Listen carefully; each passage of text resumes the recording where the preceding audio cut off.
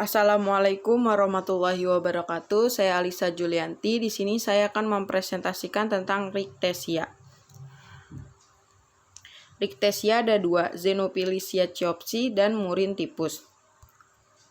Xenophilicia chiopsi, housepest definitif.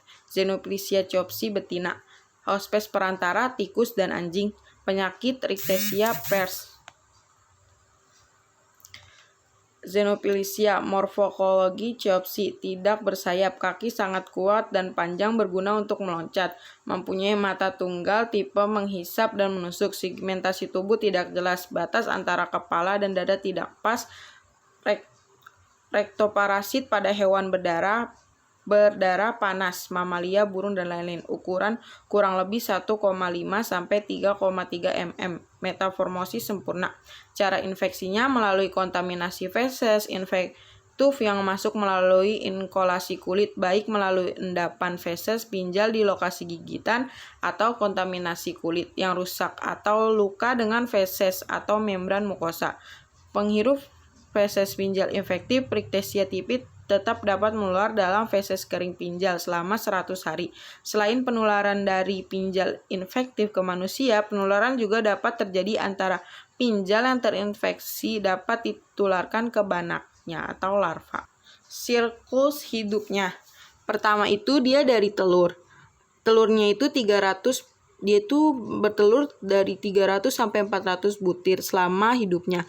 Pinjal betina meletakkan telur di antara rambut maupun sarang tikus. Telur menetas dalam waktu 2 hari, sampai beberapa telur menetas menjadi larva. Kadang-kadang larva terdapat di lantai, retak-retakan pada dinding, permadani, sarang tikus, dan lain-lain. Larva hidup dan dari segala macam sisa-sisa organik dan mengalami 3 kali pergantian kulit, berubah menjadi pupa.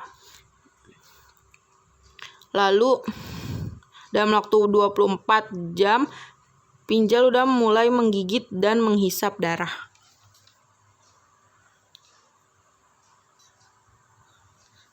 Epidemiologinya. Xenophilicia chiopsi, pinjal tikus daerah tropis, terbesar di banyak negara dan merupakan spesies terpenting yang menularkan penyakit pes bubo pada manusia, terutama melalui gigitan. Spesies terpenting dari Xenophilicia adalah X. brasiliensis Afrika dan X. astia Afrika Timur, Sri Lanka, Brima, yang juga terlibat dalam penularan penyakit pes. Patofisiologinya, pinjal mempunyai peran penting dalam penularan penyakit karena sebagian vektor berbagi pada hewan maupun manusia. Sebagian ektoparasit pinjal sering memberikan gangguan karena gigitan dapat menyebabkan iritasi kulit. Cara penularan penyakit melalui gigitan pinjal, terutama oleh pinjal betina, karena membutuhkan banyak darah untuk pengembangan telur. Gejalanya timbul 2 hingga 8 hari setelah gigitan, jarang melebihi 15 hari. Sebagian besar penderita mengalami gejala awal itu tidak nafsu makan, rasa dingin, berdebar-debar, dan nyeri di daerah selangkangan. Diagnosa laboratoriumnya melalui sirkologis pada tikus dan deteksi dengan metode PCR pada X chiopsi. Pengobatan dan pencegahan. Terapi utama adalah pemberian antibiotik. Pemilihan antibiotik tergantung pada gejala klinis pendrosa. Pencegahan, menghindari hewan yang sakit atau mati, menggunakan obat pengusir serangga atau baju pelindung jika berisiko terpapar kutu, serta menggunakan sarung tangan jika harus menangani hewan mati. Tempat tinggal dan makanan hewan, pengerat, sampah atau makanan hewani. Vaksin. Murin typhus juga hospesnya sama Xenophilicia chiopsi, hospes perantaranya tikus dan anjing, penyakitnya Rickettsia. Morfologinya tidak bersayap, kaki sangat panjang, berguna, dia sama kayak Xenophilicia chiopsi. Jadi aku skip. Epidemiologinya, Murin typhus terjadi terutama di lingkungan padat, tempat manusia dan tikus hidup berdekatan. Penyakit ini banyak ditemukan di Texas, California, Amerika Serikat, wilayah Mediterania, Asia, dan Afrika. Patofisiologinya, penyakit Rickettsia berkembang setelah menginfeksi melalui kulit atau sistem pernapasan. Campak dan tungai menularkan agen penyebab spot fever dan scrub tipus melalui gigitan secara langsung ke dalam kulit. Kutu dan pinjal menularkan epidemik dan murin tipus melalui feses yang terinfeksi kemudian masuk ke kulit. Gejalanya itu pertama demam 3-7 hari, nyeri kepala, ruam kulit menggigil, mialgia dan malause. Ruam kulit kemerahan merupakan gejala utamanya. Tahap kedua, ruam bertahap 1-4 hari, mengalami fotofobia, alergia, kaku leher, nyeri punggung, nyeri abdomen, batuk, ikterik, limfadenopati, dan konjungtivitis. Diagnosa laboratoriumnya tes IFA, immunofluorescence assay, daerah yang dianggap gold standard tetapi jarang dilakukan pada awal gejala.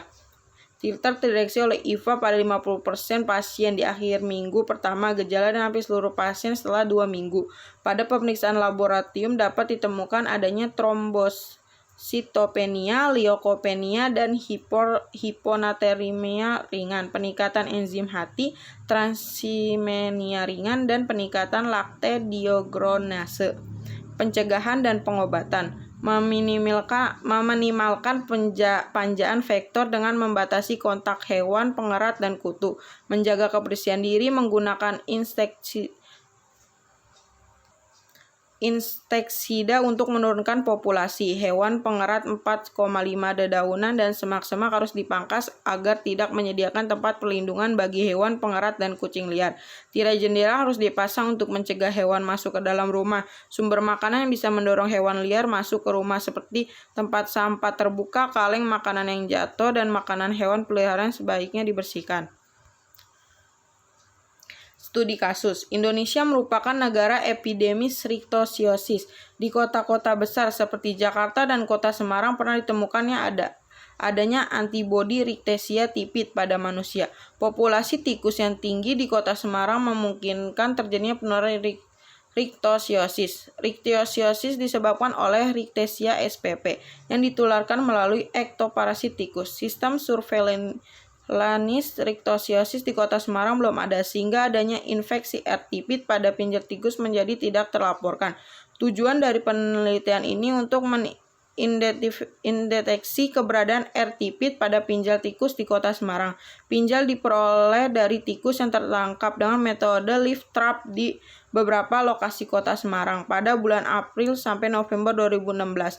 DNA Rickettsia spp dari sampel pinjal deteksi menggunakan polymerase chain reaction (PCR). Hasil penelitian menunjukkan bahwa Xenophilicia chopsii menginfektasi semua tikus tertangkap, yaitu Ratus tanesum, R. norvegicus, R. zolans, Badicota, Indiac, B. bagillanis musculus, dan Skun murinus. Pengujian dengan PCR dilakukan pada sebanyak 144 full X-Chiopsis, 50 full sampel X-Chiopsis, 3,7%. Posis Rickettsia spp. Tidak ada korelasi yang signifikan antara spesies inang dan jenis kelamin inang terhadap infeksi Rickettsia spp. Pada polisi pinjal, tingginya X-Chiopsis terinfeksi dengan Rickettsia spp dapat berpotensi menjadi sumber penularan rictossiosis. Thank you. Kurang lebihnya mohon maaf. Wassalamualaikum warahmatullahi wabarakatuh.